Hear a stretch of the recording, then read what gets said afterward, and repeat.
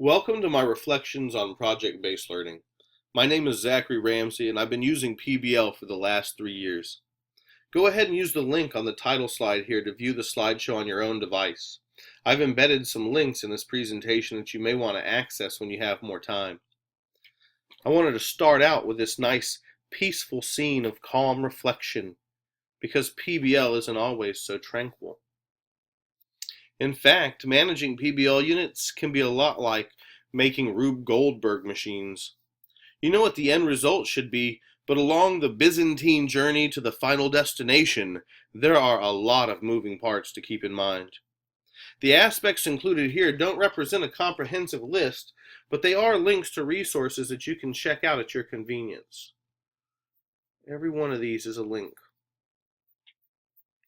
And with so many different pieces to PBL, it can be tough just to get started. So here are 5 areas that you can use to generate your own PBL ideas. Content standards are an excellent place to start. Think about how your standards are represented in the real world. You can have your students mimic professionals in the field. You could also start with a personal interest. Your enthusiasm can transfer to the students if the topic engages them. And creating a project based on student interest obviously comes with some built-in engagement. I've included a link at the end of this slideshow to a resource you can use to help your students come up with a project idea that the class can agree on. And if you already know what you want your students to produce, you can start backward planning to scaffold the steps students will need to make the product. You could also start with a problem, and that could be a problem in the school, the local community, or the world. And you can see examples of projects designed around each of these starting places by clicking the link or by picking the lady's nose, where I've embedded a nice little link right there for you to play with. Enjoy it. Even starting with the places that I just talked about, you still have to use some of your own creativity. I use the creative process. In a nutshell, I prepare by gathering information related to the topic of the unit. Then I let that information marinate in my brain until an idea pops up. Once I have an idea, I decide whether or not it will work for a project. For a more in-depth look at using the creative process to generate ideas for PBL units, you can click on this image. When I start writing a project, I keep a lot of things in mind.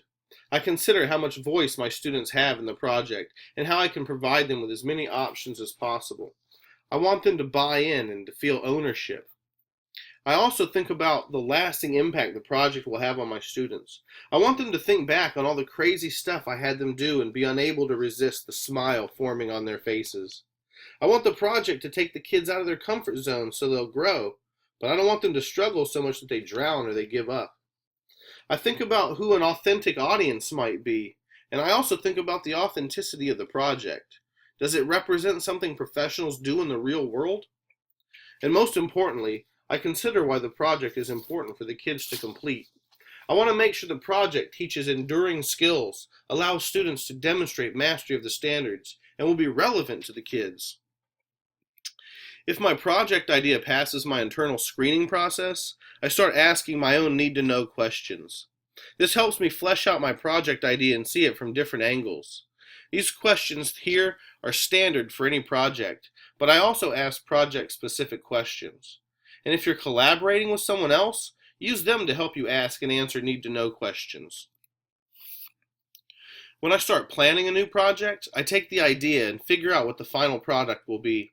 Then I start figuring out the steps my students and I will need to go through to achieve the project's goal. To do this, I make an outline. I put my ideas on a blank Google Doc and start organizing them with bullet points, just like it looks on this slide. I even make notes to myself or comments on my outline so I can remember everything. I revise and add links to the outline to create the most robust resource possible for the project. Once it's finished, I use the content from the outline to make a calendar to schedule the daily goals. And I use my knowledge of my students to gauge how much time it will take for each aspect of the project. I add links to resources on the calendar and share it with the kids. This makes it their responsibility to stay on track to complete the project on time. I try to get most of a project written as far ahead of time as possible. This lets me step away from it and I can revise with fresh eyes when I come back to it. I always have to revise during projects. I never know what's going to come up.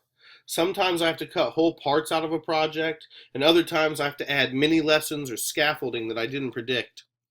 You have to be flexible and adapt on the fly sometimes. At the end of a project, I always have my students reflect. Usually this is an assignment where students answer project-specific questions to reflect on both the specific skills they were supposed to learn and on their overall experience. I also reflect during and after each project. I jot down notes on a Google Doc or on my outlines to improve projects for the future. And these are some additional resources that I wanted you to have. My Padlet has a ton of links and materials on there. This is that assignment that I mentioned previously that will help the students, or really an entire class, come to a consensus on a project idea. And this link is to a woman's website, and she has created some fantastic projects. It blows my mind, the details and the level that she is at. It's incredible. You should check it out. Thank you so much for watching my presentation. I have been your humble presenter, Zachary Ramsey. Thank you so much.